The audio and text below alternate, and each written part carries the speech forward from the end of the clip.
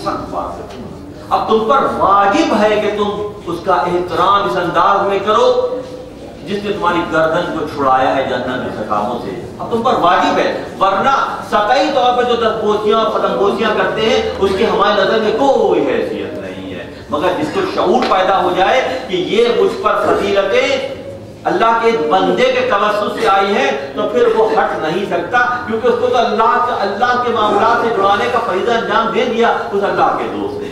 बाबा साहब रहमतुल्लाह अलैह की पूरी हयात इसी अंदाज में गुजरती रही, और ऐसे लोग जिन्होंने किसी मौके पर बाबा साहब की दिलदारी की वो भी राह रास्त पर आ गए और गिरिया उज़्ज़ारी करते रहे बाकी बात के सारे दौर में। शेखुल आलम हज़रत बाबा फ़ैज़ुद्दीन मसऊद अली शकरप रहमतुल्लाह अलैह इस खित्ते की वो अजीम किरदार है अल्लाह के दोस्त का कि इस पूरे सिंध और आसपास के माहौल को मुनव्वर कर दिया आपने अपने मुजाहिदों और रियादतों के असर की बुनियाद पर। बस के बहुत बड़ी शख्सियत हजरत मुल्तान की शख्सियत, सब बड़े नाम जो हैं वो आप ही की मजलिस में आकर बैठते और आपसे फैज़ पहुँचता और वो फिर अपने सिलसिले के फरोग के लिए लोग काम करते। बाबा साहब के पास एक शख्स आया और आके उसने बाबा साहब से ये कहा कि पंजाब के उस इलाके में बहुत जहल की तारीकी थी, बहुत कुफ्र और शिर्क का माहौल था और इंसानी कदरों की कोई हैसियत नहीं थी। अल्लाह के दोस्तों ने हमें तो बना बनाया सब कुछ मिला है। अल्लाह के दोस्तों ने उस जहल को, उस जुर्म को, उस किब्र को, उस तमाम मनफी ताकतों को पसपा होने पर मजबूर किया और अल्लाह की मखलूक को फैज़ पहुंचाया। तो एक शख्स आया कि डाकुओं का भी बड़ा जोर था उस इलाके में, एक शख्स आया, उसने आकर बाबा साहब से कहा कि डाकुओं ने हमारे गाँव पर हमला किया, बेशुमार खवातीन को वो लोग उठा कर ले गए।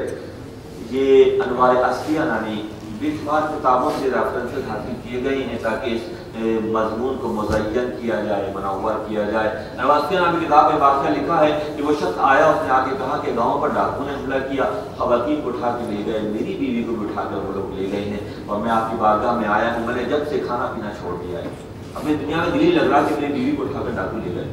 बाबा साहब परेशान ना हो, आओ हमारे लंगर खाने से खाना खाओ और इत्मीनान रखो, तुम्हारी बीवी तुम्हें मिल जाएगी। उसको बड़ी ठारस हुई। इतने में एक उसी इलाके का एक अहम शख्सियत, बड़ी शख्सियत पर कोई मुकदमा बना दिल्ली की बादशाह की तरफ से, और वो भी बाबा साहब के पास इसी तरह से उन पहरेदारों से सिफारिश करके उनकी मिन्नत समाज करके बाबा साहब की बारगाह में आ गया। तो जाने से पहले मुझे बाबा साहब से मिलवा दो। तो सिपाही लेकर तो बाबा साहब के पास आ गए। यहाँ वो साहब भी बैठे हुए थे जिनकी बीवी को डाकू उठा के ले गए थे। बाबा साहब ने कहा ठीक है तुम जाओ दिल्ली जाके बादशाह के सामने पेश हो, और जब तुम्हें खलासी मिल जाए वहाँ से तो करना ये कि बाजार से एक लौंडी खरीद कर इसके हवाले कर देना हमारे दोस्त से, इसको अपने साथ ले जाओ दिल्ली।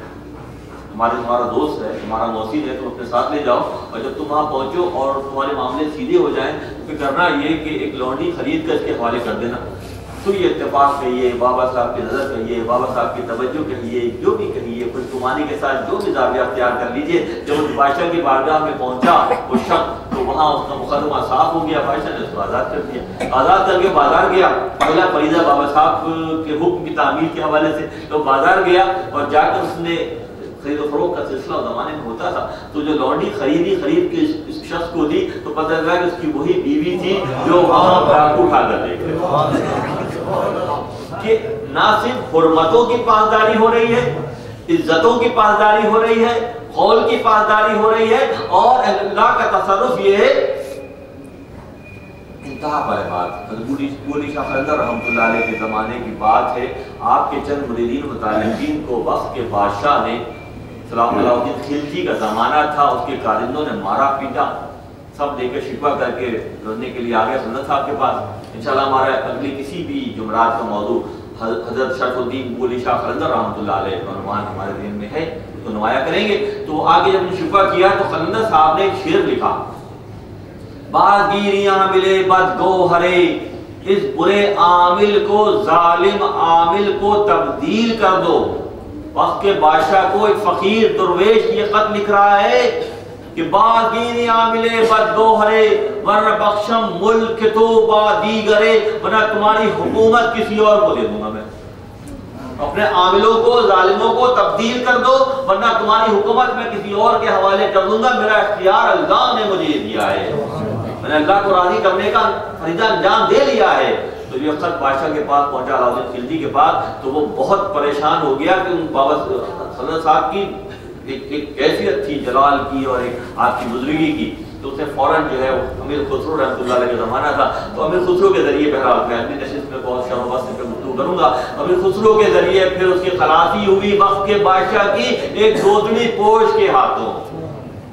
گودڑی پوش کے ہاتھوں، یہ گودڑی پوش وہ ہوتے ہیں جو اپنی مرضی کو اللہ کی مرضی میں فنا کر دیتے ہیں، تو پھر وہ ہوتا ہے کہ وَإِذْ أَرَادَ شَيْئًا، جب اللہ کسی چیز کا ارادہ کرتا ہے تو وہ کہتا ہے کہ ہو جا تو ہو جاتا ہے۔ تو اللہ کا معاملہ یہ ہے کہ جو اپنی مرضی کو اللہ کی مرضی کے تابع کر دیتے ہیں، تو جو ان کے دلوں میں خیال پیدا ہوتا ہے اللہ کو غیرت آتی ہے، اللہ ان کے دعاؤں کو اس انداز میں قبول کرتا ہے۔ وہ لوڈی جو ہے وہ پاتا رہا کہ اسی کی خاتون ہے۔ اسی طرح سے آپ کے مقام مرتبے کو سمجھنے کے لیے میں نے گزشتہ نشست میں بھی ریفرنسز دیے تھے، اور آج بھی کہ دادا پیر معین چشتی اجمیر رحمۃ اللہ علیہ کیا فرماتے ہیں، کیا مقام و مرتبہ آپ کے حصے میں آیا کہ دادا پیر فرماتے ہیں کہ ای فرید شمعید کہ خانوادہ درویشہ منور سعادت، کہ اس فرید کی وجہ سے درویشوں کی عزت اللہ دنیا میں بڑھا دے گا۔ اور فرما رہے ہیں عام آدمی کہے، کوئی مرید کہے تو بات سمجھ نہیں آتی ہے، بات یہ ہے کہ وہ خود جو اجمیر کے بادشاہ ہیں، والی ہند ہے، وہ فرماتے ہیں کہ فرید کی وجہ سے درویشوں کی عزت جو ہے وہ دنیا میں بڑھ جائے گی، ان کی جلائی ہوئی شمع سے ماحول جو ہے روشن ہو جائے گا۔ یہ حضرت بابا فرید مسعود شکر کے حوالے سے معین چشتی اجمیری رحمۃ اللہ علیہ فرماتے ہیں۔ انوار اصفیہ میں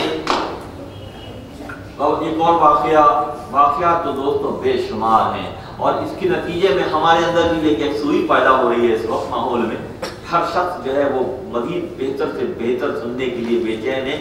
یہ ایک منزل ہے، یہ بھی ایک منزل ہے، یہ اللہ کا انعام ہے کہ ہم پوری توجہ و یکسوئی سے ان کیفیات کو سن رہے ہیں جو ہمارے دلوں پر اثر کرنے کا سبب بن رہی ہے۔ بابا صاحب جنگل سے گزر رہے تھے، بہت اچانک بہت تیز بارش ہو گئی، آپ گدھے پر سوار تھے، تو بارش کی شدت اتنی زیادہ تھی کہ کوئی پناہ گاہ ڈھونڈنے لگے اپنے لیے، اپنے گدھے کے لیے، تو قریب ہی کماروں کی آبادی تھی جو مٹی سے مٹکے بناتے ہیں، مٹی سے ظروف بناتے ہیں، مٹی سے برتن بناتے ہیں، کمار کہلاتے ہیں۔ تو بابا صاحب جب اس آبادی کے قریب گئے تو ایک دروازے پہ بابا صاحب پہنچ گئے، اور بابا صاحب نے فرمایا کہ بارش بہت زیادہ ہے، مجھے اندر رہنے کے لیے کوئی تھوڑی دیر کے لیے جگہ مجھے چاہیے ہوگی۔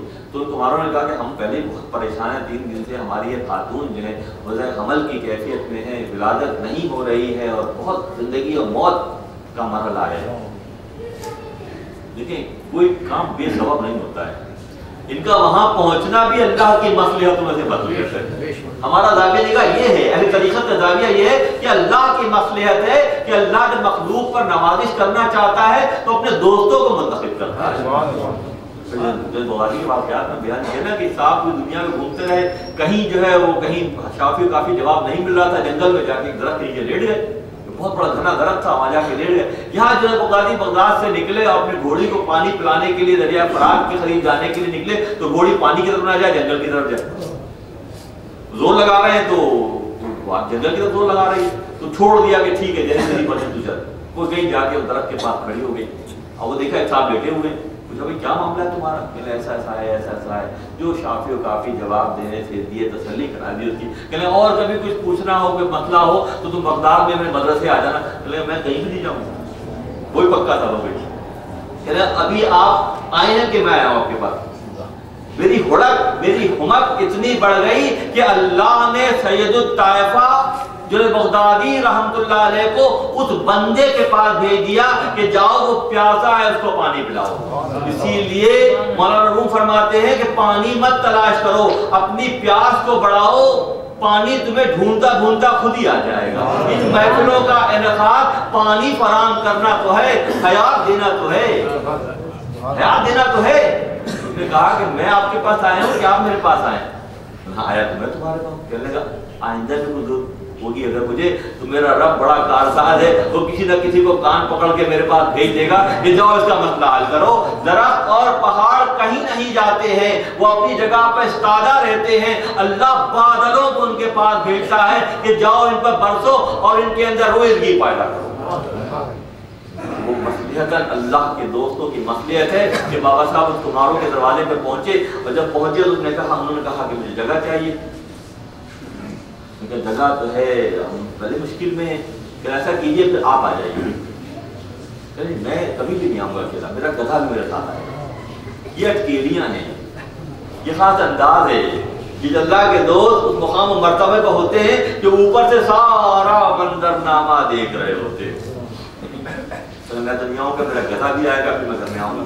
ہم بڑی مشکل میں ہیں بابا, یہ ہم لوگ تکلیف میں ہیں, ہمارے گھر میں رونا واویلا بچا ہوا ہے. دیکھ لو, سوچ لو, میں اکیلا نہیں آؤں گا, آئے گا میرا گدھا بھی آئے گا. اچھا بھی گدھے کو بھی لے آئے.